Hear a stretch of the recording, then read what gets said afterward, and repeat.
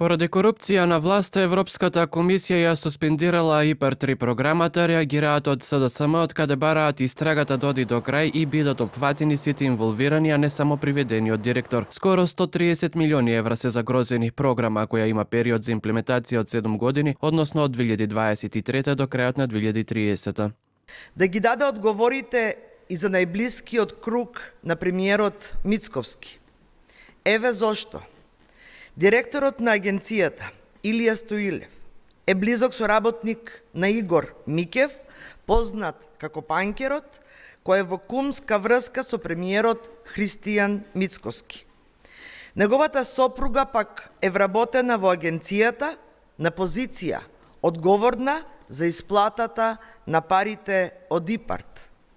Значи и Трипуновски и Мицковски треба да одговараат за овој криминал и за штетата што ќе ја претрпат земјоделците.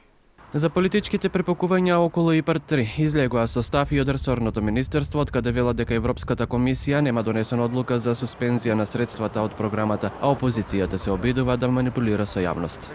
По завршување на проверките и контролите од страна на надлежните институции, реализацијата на ИПАР-3 програмата ќе продолжи без застој. Напоменуваме дека Македонија останува посветена на искористување на фондовите. Во таа насока говори фактот дека во моментов во регионот во реализација на ИПАР-3 програмата имаме искористеност од 7,3%, што е добро во опкружувањето, веднаш после Турција. Ниту еден земјоделец нема да биде загрозен во однос на користењето на средствата од ИПАР-3 програмата.